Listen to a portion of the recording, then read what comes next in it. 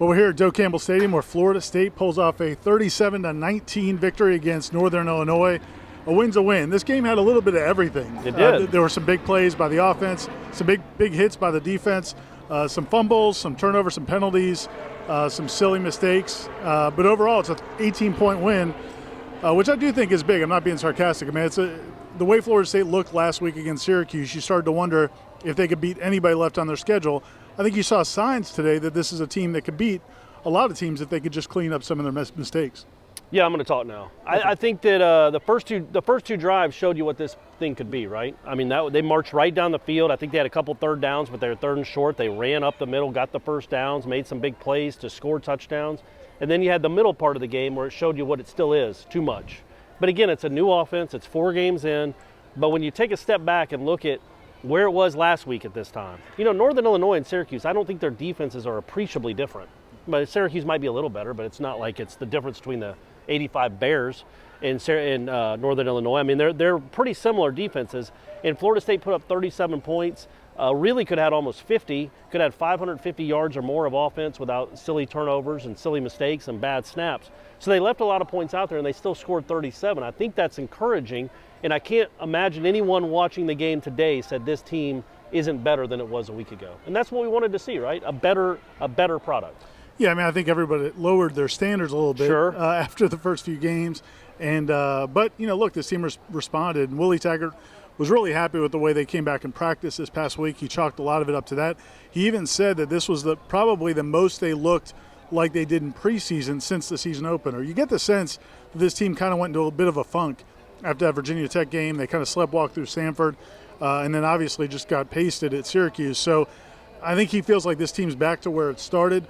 DeAndre Francois' performance, I think, was interesting in the sense that, good way to put it. Statistically, I mean, he was very accurate in the first half. I think he was completed probably 90% of his passes in the first half. Finished the game with 350-something passing yards, a couple touchdowns, but also had some really bad reads and some other mistakes that led to some turnovers. Yeah, the reads on the running game is what we talk about when we're talking about reads with him. The throw, when he just steps back and throws, he's making really good decisions. He was 22 of 31 for 350, a couple touchdowns. And the interception he threw was exactly the right read, just a terrible throw. But if he leads Trey McKitty there, that's 40 or 50 yards. I love that play call. I thought it was a great play call, and he was wide open, just a terrible throw. But man, in short yardage, he's got to be quicker with the mesh point, either pulling it or giving it. And I just think you watch Willie Taggart's demeanor sometimes with him, and it's almost exasperation as to why he made the read he did. But again, it's 4 games in. He wasn't recruited to this offense. He does not run it well right now from a running standpoint, but it was a little bit better today, I guess. The passing game was great. The running game was still, yeesh. They averaged about 2 yards a carry. Cam Akers might average less than 3. I mean, it wasn't great, but they got enough points to win. They moved the ball. I thought overall it was something you can build on. And at least they committed to the run. They ran it 50-something times. They gave it an opportunity to keep the defense honest. On the other side of the ball, Florida State's defense had some big hits. Got some pressure on the quarterback at different times. Really, until Northern Illinois hit that 66-yard guy streaking down the middle of the defense, they had played tremendously. I think Northern Illinois had about 100 yards offense going midway through the third quarter. Overall, I think, how do you feel like Harlan Barnett walks away from this game? Again, I think it's kind of a combination where he's happy that they won. I think there's a lot of stuff to build on, but there's also a lot of mistakes to point out. So it's good in that sense that you get an 18-point win and still have so many mistakes to correct. Yeah, I mean, you can't have some of those letdowns. I mean, you just can't give up a 70-yard pass play where a guy, your safety takes a bad angle and you gift them a touchdown. You just gifted them one. But I think overall the defense played well. They got stuck behind. They had to give up. I think the Northern Illinois' first touchdown was when they got to about the 23 or whatever. I mean, that's just, that's a bad break because the offense let them down. But overall, I thought the defense was good. They didn't get enough pressure for my taste on the quarterback. But there weren't a lot of guys running free either. So I thought they covered their guys pretty well. That's a bad offense. That might be the worst offense they see for the rest of the season. But overall, I mean, they had 50 yards in the first half. And until, like you said, that big play, I think they had 70 yards of total offense and 5 first downs until they hit that big 66-yard touchdown. What's time for that guy can move, by the way. He was flying. Good grief. It's time for our overreaction segment. Oh, okay. Last week, we thought that Florida State might not win another game.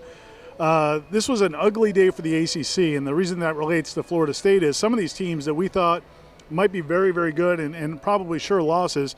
Boston College, maybe Louisville at Louisville, even Wake Forest played really poorly today. Yes. And so do you think does that make you reconsider where Florida State is, and does it give you maybe more optimism about their bowl chances? That's one win. Let's not go crazy. Yeah, no, I mean, there's a lot. I think you look at the schedule now and you're like, okay, you can see a path to 4 or 5 more wins. At the same token, man, the team you lost to by 20, 21 points to start the season got beat by 2 touchdowns by Old Dominion. So we're not feeling great about things and how it relates to the ACC.